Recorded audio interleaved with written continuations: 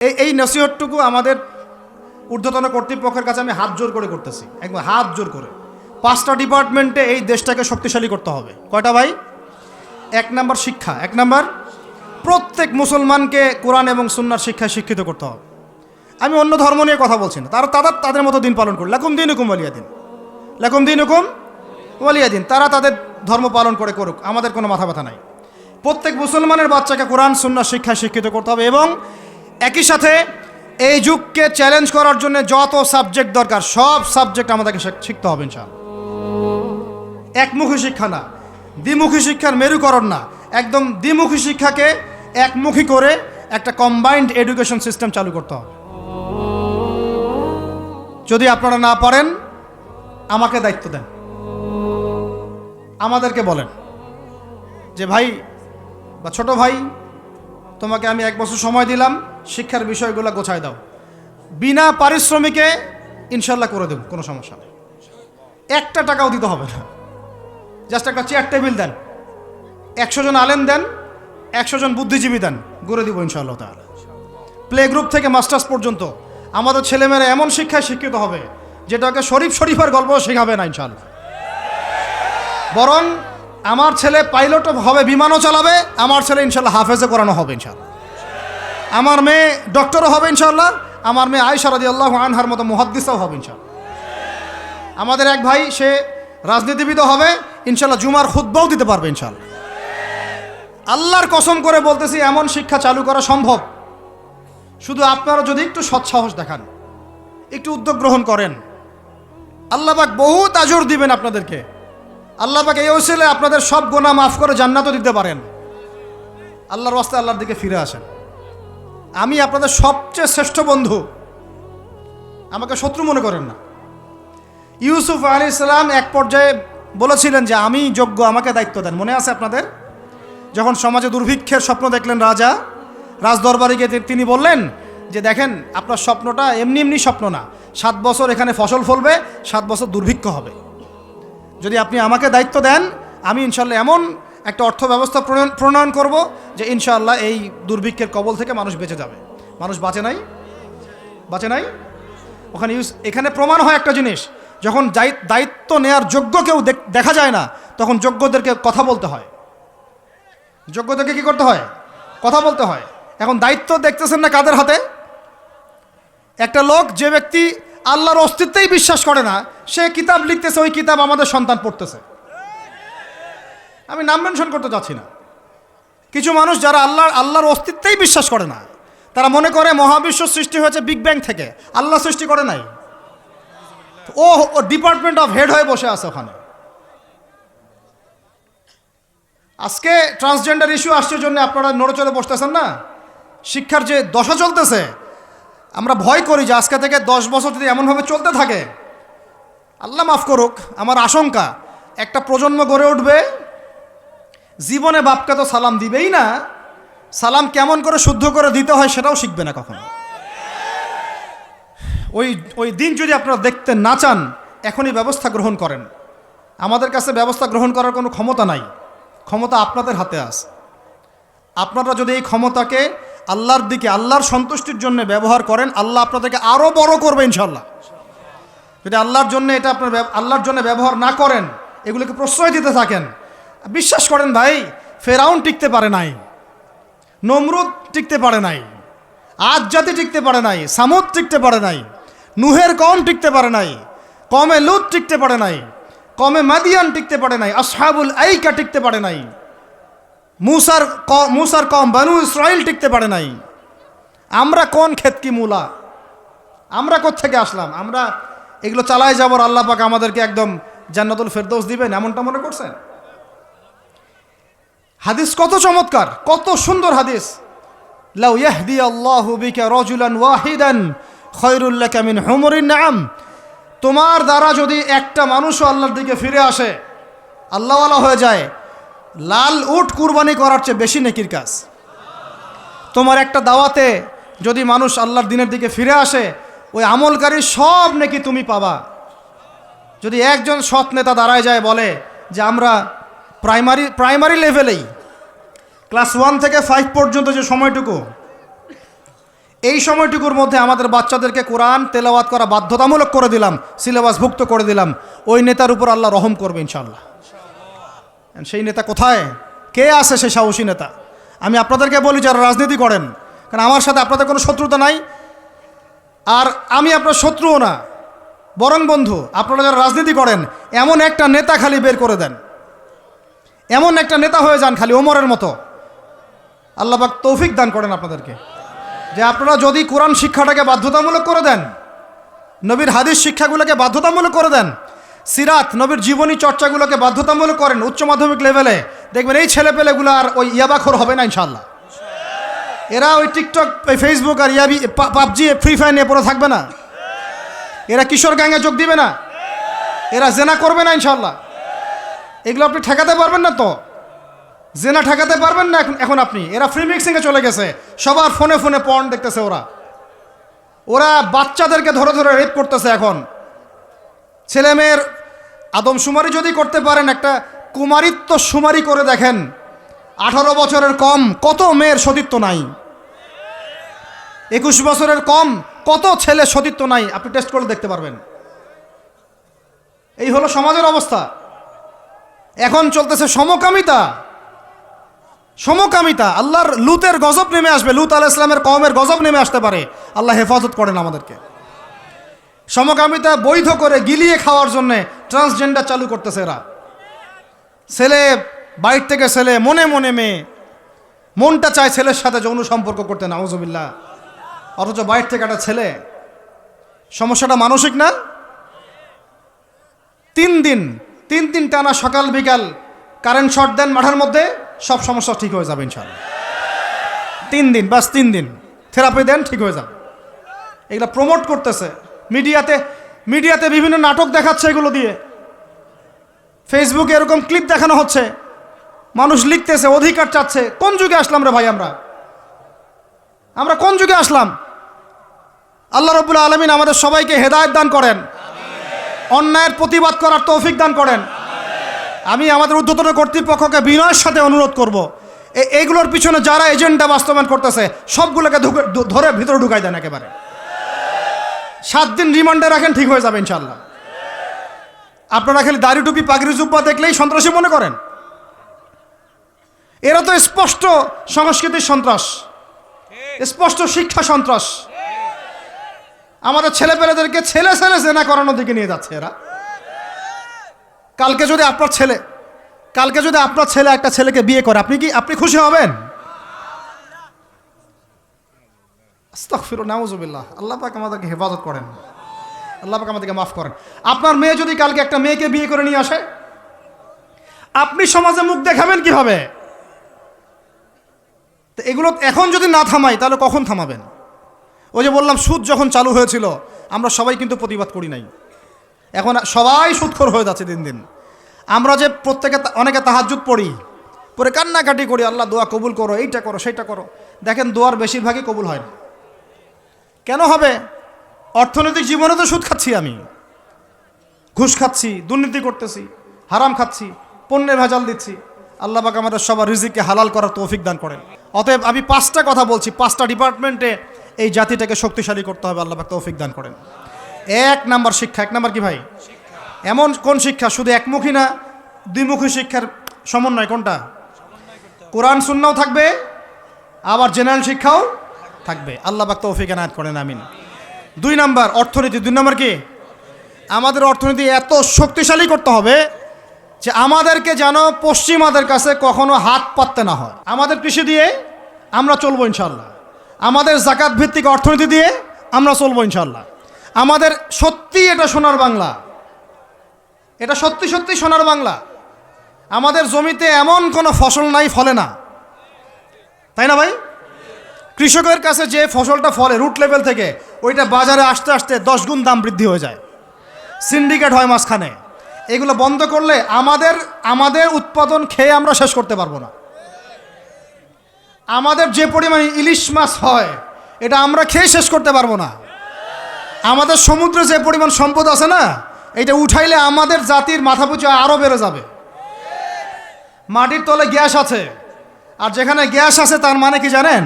তার মানে তার নিচে তেল আছে। আজ হোক আর কাল হোক তেল পাওয়া যাবে, আর তেল পাওয়া গেলেই দেখবেন আমেরিকা এসে আঁকড়া কাটছে। ওদের কাজই এইটা। তখন বলবে যে, তখন যেই সরকারে থাকুক বলবে সরকার ভালো না, ওখানে গণতন্ত্র কায়েম করতে হবে, আমাদেরকে যাইতে হবে। উদ্দেশ্য কিন্তু সরকার না, উদ্দেশ্য কি? তেল। এটাই তেল চোর, সারা বিশ্বের তেল চোরেরা।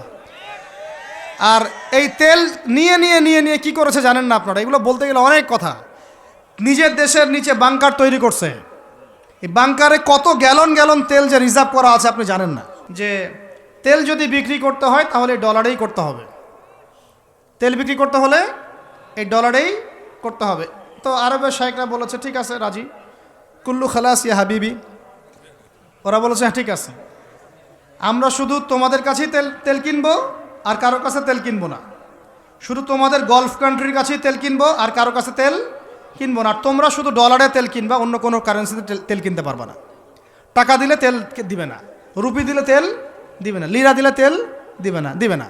যতক্ষণ আপনি এই ডলারটাকে মানে ওই আপনার টাকাটাকে ডলারে কনভার্ট না করছেন ততক্ষণ পর্যন্ত তেল দিবে না। এই যে চুক্তিটা হলো, এই চুক্তিটা হয়েছে বাদশাহ ফয়সালের ইন্তেকালের পরে, সরি বাদশাহ ফয়সালের যুগে। বাদশাহ ফয়সাল, কিং ফয়সাল রাহিমাহুল্লাহ, তার সময় আরব ইসরায়েল যুদ্ধের সময় তিনি তেল বয়কট করেছিলেন। তো এই চুক্তিটার নাম হচ্ছে পেট্রো ডলার মনিটরি সিস্টেম। কি বললাম বলেন? Petro dollar monetary system. এখন বলেন, ওলামায়ে কেরাম তো অনেকে আছেন এখানে, বলেন তো এই চুক্তিটা জায়েজ না জায়েজ? এক সময় কেনা বেচা হতো সোনা দিয়ে, কি দিয়ে? গোল্ড কয়েন দিয়ে, রূপার কয়েন দিয়ে। ওইটা দিয়ে নবী সাল্লাল্লাহু আলাইহি ওয়াসাল্লাম কেনা বেচা করতেন। ওইটার মান কিন্তু কখনো কমে যাবে না, যাবে? কখনো কমবে না। আসহাবুল কাহফ 309 বছর পর ঘুম থেকে উঠছে, ওই 309 বছর আগে পকেটে যে মুদ্রা ছিল ওইটা বের করে দিয়ে বলতেছে বাজারে গিয়ে খাবার নিয়ে আসো। বুঝেন নাই? আর আপনি আপনার এই যে 1000 টাকাকে পকেটে রাখে 309 বছর ঘুমান, ঘুম থেকে উঠে এটা বের করে দিয়ে বলেন খাবার নিয়ে আসো। ওই সময় 309 বছর আগে ওই 1000 টাকা দিয়ে যদি 1 কেজি গরুর মাংস পাওয়া যাইতো, 309 বছর পর বের করে দেখবেন ওই 1000 টাকা দিয়ে আপনি ডিম পাইতে পারেন, একটা বড়দের একটা কি ডিম বা মুরগি পাইতে পারেন। এটাকে ইনফ্লেশন বলি আমরা, কি বলি? ইনফ্লেশন। তো যাই হোক, ওইদিকে যাচ্ছি না। এখন এটা বুঝেন, এই যে ডলারটা আমি ছাপাইছি, আমার কোনো খরচ আছে? এই ডলারটা ওকে দিলাম, দিয়ে আমি তেল নিলাম। তেল মানে হচ্ছে এই বিশ্বের সোনা। তেল মানে কি? এই বিশ্বে এখন সোনা ফাংশন করে না মার্কেটে, তেলই হচ্ছে সোনার জায়গা দখল করছে। তো এখন এই ডলার দিতে আমার কোনো খরচ নাই। ডলারটা ওকে দিলাম, ওর কাছ থেকে তেল নিলাম, নিয়ে তেলটা আমি আমার দেশের বাংকারে রিজার্ভ করলাম। আমার কোনো লস আছে? আমার কোনো লস আছে? নাই। এখন এই ডলারটা যেহেতু রুলিং কারেন্সি, এটাকে ইকোনমিক্সের ভাষায় বলে হার্ড কারেন্সি, মানে শক্ত টাকা। কি বলে এটাকে? শক্ত টাকা। আর আমাদেরগুলো সফট, নরম। মানে হার্ড কারেন্সির মাধ্যমে বা এর আদলে সফট কারেন্সির মান নির্ধারিত হয়। বুঝতে পারতেছি কি? তো এখন যেহেতু ডলার হার্ড কারেন্সি, তো এখন ডলার না পাইলে আমাদের রেমিটেন্স বাড়বে না। তো এখন আরবরা ডলার নিয়ে জমানো শুরু করলো, আর মাশাআল্লাহ উঁচু উঁচু বিল্ডিং নির্মাণ করা শুরু করলো, আর ওই যে অরিজিনাল যেটা সম্পত্তি তেল ওটা দেওয়া শুরু করলো আর কি। এই হলো আয়ের উৎস। এই চুক্তির কারণে এই পশ্চিমারা এই তেলগুলো রিজার্ভ করে ফেলেছে, পেট্রো ডলার মনিটরি সিস্টেম। তা আমি বলতে চাচ্ছিলাম, অর্থনীতি এত সমৃদ্ধ করতে হবে যাতে করে আমরা ওদের কাছে হাত পাততে না হয়। এই জন্য আমার দেশের মধ্যে প্রচুর সম্পদ আছে, গ্যাস আছে, তেল আছে, আমাদের এখানে কিন্তু চুনাপাথর আছে, আমাদের এখানে সামুদ্রিক প্রচুর সম্পদ আছে। এবং ওইটা যদি ভালো করে থিসিস করা হয় দেখবেন ওখান থেকে আর অনেক কিছু বের হবে ইনশাল্লাহ। হ্যাঁ, মাশাআল্লাহ, ভেরি গুড। এটা বলতে চাচ্ছিলাম আমি, আমাদের সমুদ্রে ইউরেনিয়াম পাওয়া গিয়েছে। কেমিস্ট্রিতে কারা পড়েছেন? কেমিস্ট্রিতে কেউ পড়েন না এখানে? ইউরেনিয়ামের নাম শুনেন নাই? সবচেয়ে সেরা মূল্যবান ধাতুগুলোর একটা। এগুলো যদি সুষ্ঠুভাবে তোলা হয়, আর যদি দুর্নীতি না থাকে, সরকারি সুষ্ঠু ব্যবস্থাপনা থাকে, সরকারে যেই থাক না কেন, বাংলাদেশ সমৃদ্ধ হবে ইনশাআল্লাহ। এরপর আবার কৃষি আছে, আমাদের জমি মানে সোনা, যা ফলাবেন তাই ফলবে এখানে, যা ফলাবেন। সৌদি খেজুর পর্যন্ত চাষ হচ্ছে এখন এখানে। চিন্তা করা যায়। মাছ, আমাদের বলে না মাছে ভাতে বাঙালি, এই মাছ খেয়ে আমরা শেষ করতে পারতাম না। আমরা তো আমাদের শত্রু নিজেরাই। মাছকে আপনি ফরমালিন দিয়ে নষ্ট করছেন, খাদ্যে আপনি ভেজাল দিয়েছেন, বাজারে আপনি সিন্ডিকেট করে দাম বাড়াইছেন। আমাদের গার্মেন্টস শিল্প, যে পোশাকগুলো আমরা নির্মাণ করি, এগুলো আমাদের পরে শেষ করতে পারতাম না আমরা। এগুলো এখন বেশিরভাগই বাইরে যাচ্ছে। তো অনেক প্রবলেম। এই জিনিসটা এক কথায় উত্তর হচ্ছে, যদি আমরা অর্থনীতি সমৃদ্ধ করতে না পারি, আগামী বিশ্বকে আমরা চ্যালেঞ্জ করতে পারবো না। উপরে যে বা যারাই থাকেন তাদের সাথে আমাদের কোনো দ্বন্দ্ব নাই। আমাদের একটা আহ্বান, উদাত্ত আহ্বান, করজোর অনুরোধ, শিক্ষার সাথে সাথে অর্থনীতি সমৃদ্ধ করার চেষ্টা করতে হবে। এর পথে বাধা কি তাহলে? এর পথে বাধা হচ্ছে দুর্নীতি। বাধা কি বলেন? এই একটা অভিশাপ জাতির উপর থেকে না সরাতে পারলে এই সোনার বাংলা আমরা গড়তে পারবো না ভাই। 50 বছর থেকে আমরা পারতেছি, কিন্তু প্রয়োজনের তুলনায় এটা যথেষ্ট না। আমাদের টপ টু বটম সবাই দুর্নীতির সাথে কম বেশি সম্পৃক্ত হয়ে যাচ্ছে। আল্লাহ পাক আমাদের সবাইকে হেফাজত করেন। এগুলো অন্যের সম্পদ আত্মসাৎ করলে পরে আল্লাহ ইবাদত কবুল করবেন না। আল্লাহ পাক আমাদের সবাইকে সৎ হওয়ার তৌফিক দান করেন, সততা বজায় রাখার তৌফিক দান করেন। আর 3টে জাস্ট পয়েন্ট বলে শেষ করে দিব। 3 নম্বর পয়েন্ট হচ্ছে, আমাদের যুব সমাজকে নিয়ে সত্যিকার অর্থেই একটা কর্মমুখী পরিকল্পনা প্রণয়ন করতে হবে। আমাদের অন্যতম একটা সমস্যা হচ্ছে বেকারত্ব। সমাজের যুবকরা দেখেন না, যে জেনারেশনটা যুদ্ধ করেছিল আমাদের বাংলাদেশের মাটিতে, এই জেনারেশনটা কি তারা পারবে? ওদের কি সেই ফিটনেস আছে? ওদের সেই কি প্রশিক্ষণ আছে? ওদের কি সেই খাদ্যাভ্যাস আছে? ওদের কি সেই চেতনা আছে? আমি তো নিজেও ইংলিশ মিডিয়ামে পড়েছি। আমাদের ব্যাকগ্রাউন্ডে এমন অনেক স্টুডেন্ট ছিল যারা ভাষা দিবস, শহীদ দিবস নাম ওটা কবে সেটা বলতে পারে না। 7ই মার্চ কি হয়েছে তারা জানে না। 16 ডিসেম্বর কি দিবস ওরা জানে না। এরকম বহু আপনি স্কুল জরিপ করেন, বহু English medium, English version school আছে, ওরা জানে না এগুলা কি। ওরা এগুলো পড়ে না, জানে না। সংস্কৃতির কথা বলি, ভাষার কথা বলি, গৌরবের কথা বলি, এগুলো আমাদের গৌরবের জায়গা। কিন্তু আপনি দেখেন প্রত্যেক মোড়ে মোড়ে হিন্দি গান বাজতেছে, বাংলা গান কয়জন শুনতেছে? নজরুল নাই, হারাই গেল। নজরুলকে হারাই ফেললাম, জসিমউদ্দিনের কবিতা হারাই গেল, ডক্টর শহীদুল্লাহর কথাগুলো আস্তে আস্তে হারাই যাচ্ছে। আহমদ ছফা নাই। আমরা ওইসব জায়গায় কাদেরকে বসাচ্ছি? আমি কাউকে আঘাত করতে চাচ্ছি না। আমরা ওইসব জায়গায় কাদেরকে বসাচ্ছি দেখেন। একটা সময় ব্রিটিশ বিরোধী বিদ্রোহের সময় আমাদের বাপদাদারা হিন্দিতে, উর্দুতে পর্যন্ত কবিতা লিখে প্রতিবাদ করেছিলেন। আপনারা অনেকেই জানেন এগুলো, যারা পড়াশোনা করেন। তারা তখন বলতেন, একটা ডায়লগ ছিল যে কি জানি, सरफरोशी की तमन्ना अब हमारे दिल में है, देखना है जोर कितना बाजुए कातिल में है। মনে নেই আপনাদের অনেকের? মানে স্বাধীনতার তামান্না আমাদের মনের মধ্যে আছে, খালি দেখার বাকি যে কাতেল বা জালেমের বাহুতে কত শক্তি আছে। কি কবিতা ছিল ওই সময়কার। তো আমরা এগুলো হারাই ফেলতেছি। আমাদের ইয়াং জেনারেশনকে যেমন করে কোরআন সুন্নাহ শিক্ষিত করতে হবে, দেশ, জাতি, ঐতিহ্য, সংস্কৃতিতেও বলিয়ান করতে হবে। একই সাথে ওদের বেকারত্ব দূর করার জন্য কর্মমুখী পরিকল্পনা গ্রহণ করতে হবে। এদেরকে কাজে লাগান। বেকার বসে আছে, অলস, সারাদিন মাথার মধ্যে দুনিয়া শয়তানি, সারাদিন মোবাইল, লুডো খেলে, পাবজি, ফ্রি ফায়ার, এগুলো কাজ নাই, কোনো কাজ। আল্লাহ পাক আমাদেরকে এই ফিতনাগুলো থেকে হেফাজত করেন, আমিন। আর এই জায়গায় আমাদের এই স্বজন প্রীতি এগুলো ত্যাগ করতে হবে। প্রতিভা যার, তাকে মূল্যায়ন করতে হবে। যদি আমার প্রতিভা থাকে, আমাকে চাকরি দিতে হবে। ওই ভাইয়ের প্রতিভা থাকে, তাকে চাকরি দিতে হবে।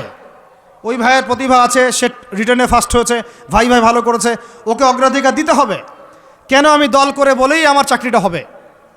কেন আমার মামা অমুক, খালা অমুক, খালু অমুক বলেই চাকরিটা হবে? কেন হবে? এই অন্যায় যদি চলতে থাকে, আল্লাহর গজব নেমে আসবে। আর বিশ্বাস করেন, এই যে ট্রান্সজেন্ডার এগুলো কথা বলছেন না, এগুলো আল্লাহরই গজব। কার গজব? এগুলো আল্লাহর পক্ষ থেকে গজব আকারে আসতেছে। 4 নাম্বার, 3টা বলেছি ভাই। একটা হচ্ছে শিক্ষা, আমরা শক্তিশালী হব কোথায়? শিক্ষা ইনশাআল্লাহ। 2 নাম্বার অর্থনীতিতে, 3 নাম্বার কর্মসংস্থানে। 4 নাম্বার হচ্ছে আমাদের এই জাতির একটা বড় অংশ, প্রায় 50% হচ্ছে মেয়েরা, মহিলারা। তাদেরকে কাজে লাগাতে হবে অবশ্যই। আমরা মহিলাদেরকে অনেক ক্ষেত্রে দিনই ক্ষেত্রেও পিছায় ফেলছি। আপনারা আসছেন, বসছেন, আওয়াজ শুনলেন, কয়জন মহিলা এই সুযোগটা পায়? কয়টা বাসায় মহিলাদের তালিম হয়? কয়টা দেশে মহিলা মাদ্রাসার সংখ্যা আসলেই কত? মহিলা আলেমা খুঁজে পাচ্ছি না আমরা মাদ্রাসা প্রতিষ্ঠা করতে গেলে আলেমা খুঁজে পাচ্ছি না, যে মুফতি বা ইফতা ফারেক বা দাওরা হাদিস পাশ করা আলেমা খুঁজে খুঁজে বের করতে হচ্ছে। অনেকে দেখা যাচ্ছে, আমি নিজেদের কথাই বলছি, ইফতা দিয়েছেন, দাওরা ফারেক করেছেন, আমার পরিবারের এবং বংশের অনেকেই, তার আগেই বিয়ে সংসার হয়ে গেছে, এখন সংসার নিয়ে ব্যস্ত।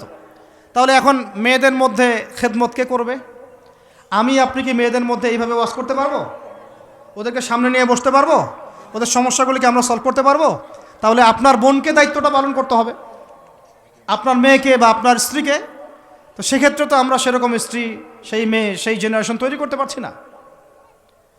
অনেক আলেমের স্ত্রী পর্যন্ত দুনিয়াদার হয়ে গেছে এখন, সোনা দানা গয়না গাটি ভ্রু প্লাক ফ্যাশন এগুলো করতেছে। হ্যাঁ, তো এগুলো থেকে আমাদেরকে বের হয়ে আমাদের স্ত্রীদেরকেও খাদিজা আয়েশা রাদিয়াল্লাহু আনহুমা তাদের মতো করে দ্বীনের পথে সহযাত্রী বানাতে হবে। আল্লাহ পাক তৌফিক দান করেন। আল্লাহ পাক আমাদের এই পুরো মা বোনদেরকে হেদায়েত করেন, তাদেরকে খাস পর্দায় থাকার তৌফিক দান করেন ইনশাআল্লাহ। আমাদের এই যুবকরাই সোনার বাংলা করবে ইনশাআল্লাহ, ইনশাআল্লাহ তাআলা। হ্যাঁ দিচ্ছি। আর শেষ কথা, লাস্ট পয়েন্টটা শেষ করে দেই। লাস্ট পয়েন্টটা হচ্ছে ভাই, যে কোরআনে আল্লাহ রাব্বুল আলামিন এই বিশ্ব রাজনীতি ডিল করার জন্য অনেকগুলো হেদায়েত দিয়েছেন। আমি আলোচনার মাঝখানে কিছু এনেছি, যেমন সূরা মাইদার আয়াতগুলো, ইহুদি খ্রিস্টানদের সাথে আমাদের চলাফেরা কেমন হবে, মুশরিকদের সাথে আমাদের চলাফেরা কেমন হবে, আমাদের বাণিজ্য কেমন হবে, আমরা কাকে বন্ধুরূপে গ্রহণ করতে পারবো, কাকে পারবো না, এইগুলো ফলো না করতে পারলে একটা জাতি সমৃদ্ধ হতে পারবে না। আল্লাহ রাব্বুল আলামিন আমাদেরকে শিক্ষা, অর্থনীতি, যুব সমাজের উন্নয়ন, নারী জাতির উন্নয়ন এবং বিশ্ব অর্থনীতিতে সর্বোচ্চ সাফল্য অর্জন করার তৌফিক দান করেন।